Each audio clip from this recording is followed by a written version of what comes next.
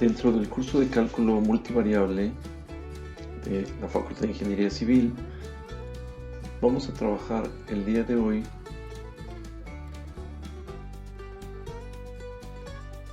en esta sesión 4 con los planos tangentes y las diferenciales. Estoy tomando algunos textos y algunas imágenes de estos dos libros de cálculo de Ron Larson y de James Stewart, solamente para fines educativos. Cuando nosotros hablamos de cálculo de una variable, consideramos que hay una función que es tangente a una curva que se va a ir acercando a ella, lo va a tocar en un solo punto, de tal manera que llega un momento en que si nosotros hacemos una aproximación, hacemos un acercamiento, esta tangente y la curva se van a parecer mucho, recordando que todas las funciones que no sean una función lineal o una función constante, todas van a tener una gráfica curva. Entonces, en este caso tendríamos una función como esta azul, que es una función cuadrática y que en un punto determinado de tangencia tendría exactamente una única tangente. Pero si hacemos un acercamiento a esa tangente, nos vamos a dar cuenta de que en el punto de tangencia se parecen muchísimo las dos curvas, las dos líneas. Una línea curva, que es la azul, y una línea tangente recta, que es la roja. Y si nos acercamos todavía más, nos damos cuenta que prácticamente se podría dudar que el azul sea una curva. Entonces, este tema en una variable lo vamos a extrapolar a dos variables. Cuando nosotros pensamos también que tenemos una superficie que tiene un punto determinado, en este caso el punto P, la superficie está en color azul, esta también puede tener un plano tangente, ya no sería una línea, y este plano tangente, si nos acercamos al punto de tangencia, se va a parecer mucho. Vamos a tratar de recordar de dónde salen los elementos que componen a esta gráfica. Lo primero es que tenemos una función z igual a f de x, y, que está delimitada por una superficie S y sus primeras derivadas son continuas. El punto P de coordenadas x0, y0, z0 está contenido en el plano en la superficie S. Las curvas se obtienen cuando nosotros hacemos cortes a través de dos planos verticales, un plano y igual a y0 y un plano igual a x igual a x0. Estos planos lo que van a dar como resultado es estas curvas, que son las curvas de corte sobre el plano, la curva C1 y la curva C2. Este punto P, además de encontrarse en la superficie S, también se encuentra en la intersección de esas dos curvas, C1 y C2. Y como estas dos líneas, T1 y T2, son líneas tangentes respectivamente a las curvas T1 y T2, también contienen al punto P. Y el plano tangente será el que contenga a estas dos líneas tangentes a las curvas C1 y C2. Entonces, esta sería la forma en la que se puede obtener. Pero vamos a recordar antes algunos fundamentos. Por ejemplo, en geometría analítica aprendimos que un plano en el espacio que contiene un punto o que pase por un punto tiene esta ecuación, tiene esta forma. Vamos a hacer unas ecuaciones dividiendo todo entre C y despejando, y nos quedaría que z menos z0 es igual a minúscula por x menos x0 más b minúscula por y menos y0. Si es necesario, despejamos la variable z y nos quedará una función explícita en esta forma.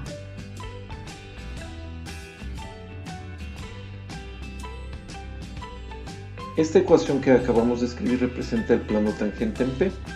Entonces, si tenemos la intersección con el plano vertical y igual a y0, tendríamos esto sustituyendo en nuestra ecuación que acabamos de desarrollar, o la ecuación del plano, y menos y0, se elimina el segundo término del segundo miembro y nos queda simplemente esto, que es una ecuación muy parecida a la ecuación de una línea recta, y su pendiente sería igual a A.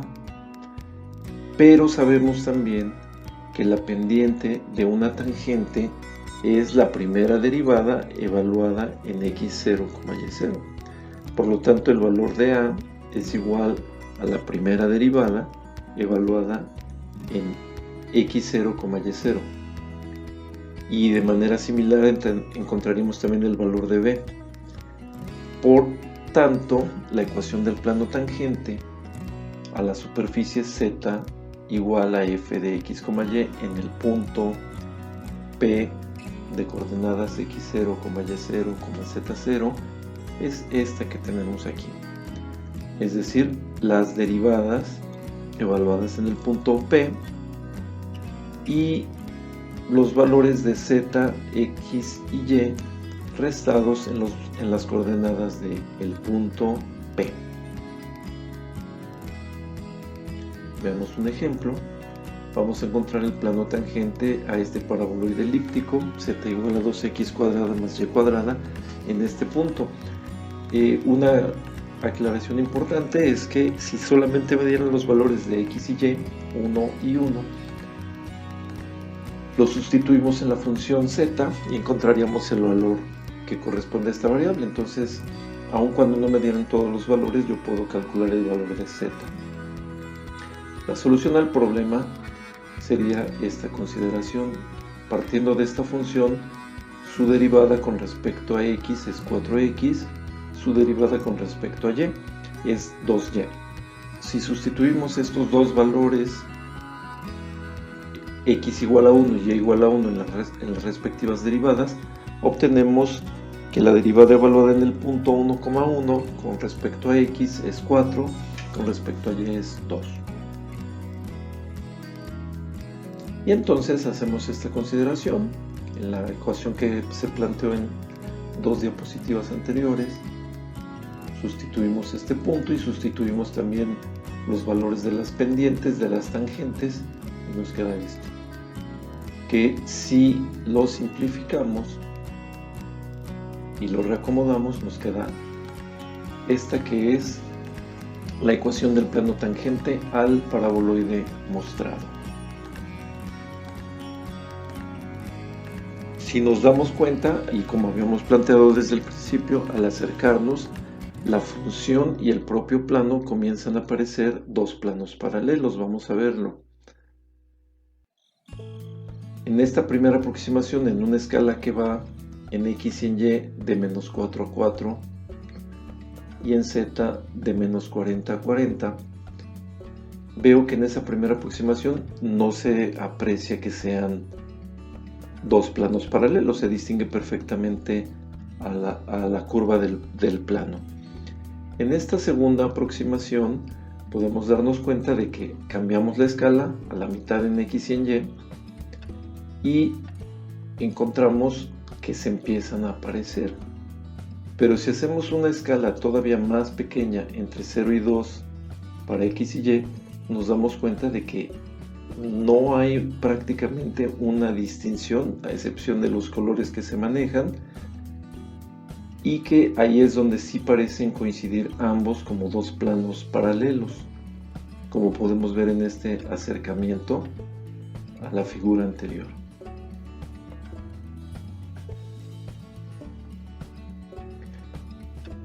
La segunda parte son las diferenciales.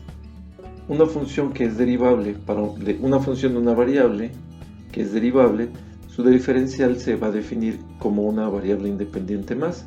¿Qué significa esto? Que yo puedo asignarle valores a x y valores diferentes a de x para encontrar un valor probable para su diferencial de y.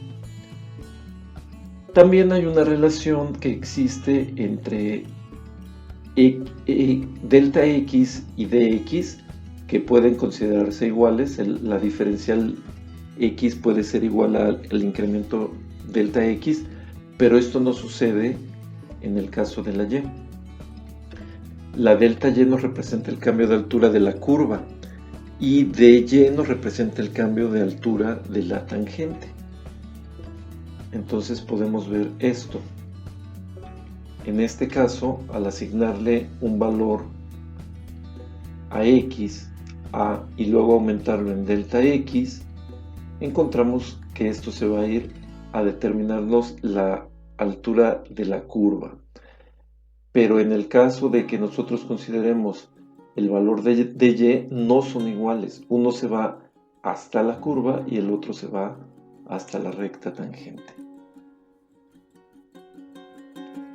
Cuando hablamos de dos variables, ahora tendríamos también dos diferenciales que serían variables independientes. Y el valor de la diferencial de z no sería igual a su incremento delta z. El valor de dx sí puede ser igual a delta x y el valor de dy puede ser igual a delta y. Con esto tendríamos esta diferencial, pero la diferencial de z sería igual a esta otra expresión donde tenemos que considerar el valor primario de x y de y junto con sus incrementos para evaluarlos en la función. Aquí nos damos cuenta que si nosotros empezamos en este punto, delta x y delta y son iguales a dx y a dy respectivamente. Pero al ir hacia la función, aquí tenemos un plano tangente, este es el punto de tangencia, pero a medida que nos alejamos hay una diferencia entre la diferencial de z y el incremento de z. De manera paralela o de manera análoga a lo que sucede en dos dimensiones. Vamos a ver esto a través de un ejemplo en el que tenemos que determinar la diferencial de z. Entonces solamente tenemos que calcular primero las derivadas. La derivada de esta función con respecto a x es igual a 2x más 3y. Con respecto a y es 3x menos 2y. Y esta era la forma en la que debemos colocarla. Simplemente multiplicar cada derivada por su respectiva diferencial. Y aquí tenemos, este sería la diferencial de z para esta función z. Como función, aquí está. Ahora, si hubiera un cambio de x desde 2 a 2.05 y y de 3 a 2.96, vamos a ver cómo varía la función y cómo cambian los valores de dz y delta z. Entonces, si x es igual a 2, dx, que va a ser igual a delta x, va a ser igual a 2.05 menos 2. Es el incremento de x. Y en el caso de y es un incremento negativo de menos 0.04. Sustituimos los valores de x, de y, de dx y de dy y nos queda esto, que al hacer las operaciones me da un valor de la diferencial de z de 0.65 y el incremento delta z se va a calcular con esta otra. X más delta x corresponde a 2.05, y más delta y corresponde a 2.96. Esta es la sustitución que tendremos que hacer en la función original, que es esta. Y al sustituir y al hacer operaciones nos da un valor de delta z de 0.6449. Son valores parecidos, pero no son iguales. Para cuestiones prácticas podríamos decir que la diferencial de z y la de z se pueden calcular de manera separada, pero resulta más fácil calcular muchas veces la diferencial de z. Un ejemplo de aplicación es cuando tenemos esto, las medidas del radio de la base y de la altura de un cono circular, con un margen de error en la medición de 1 milímetro en cada uno. Entonces vamos a calcular el error que pueda tener el volumen considerando estos datos. Y empezamos, por supuesto, con la fórmula del volumen de un cono, que es esta. Ahí podemos distinguir perfectamente una variable dependiente, que es el volumen, y dos variables independientes, que son el radio y la altura. Las derivadas de B con respecto al radio es 2πrh sobre 3, y la derivada de V con respecto a h es πr cuadrada sobre 3. La diferencial de B entonces va a ser, partiendo de esta expresión, que son la derivada con respecto a R por dr, la derivada con respecto a h por dh, y nos quedaría esta expresión, en la cual podemos sustituir como delta R y delta H, diferencial de R y diferencial de H, 0.1, R igual a 10 y H igual a 25. Al sustituir, nos queda este valor. Este es el error que se podría tener, 63 centímetros cúbicos en la diferencial de volumen. Si fueran más de dos variables, lo extrapolamos también y tendríamos solamente que la delta W va a ser la evaluación en 3 puntos incrementados, en delta X, delta Y y delta Z, y la diferencial va a ser cada una de sus derivadas multiplicada por sus diferenciales, ya sea en la forma expresada arriba o en la que está más abajo. Veamos también un ejemplo. Las dimensiones de una caja rectangular de 60 por 40 por 75 con una diferencia de 0.2 centímetros en su valor real, necesitamos calcular el error más grande posible. Y si consideramos esto como las medidas, este sería el volumen para un prisma rectangular. Sus derivadas con respecto a X, con respecto a Y y con respecto a Z son muy fáciles de obtener, y su diferencial es esta.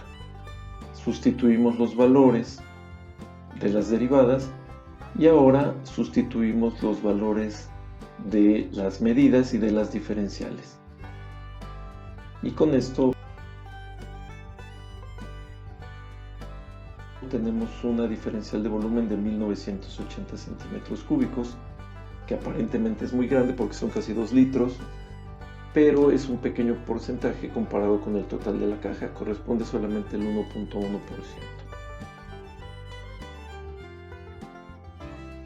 Continúo ahora con algunos ejercicios.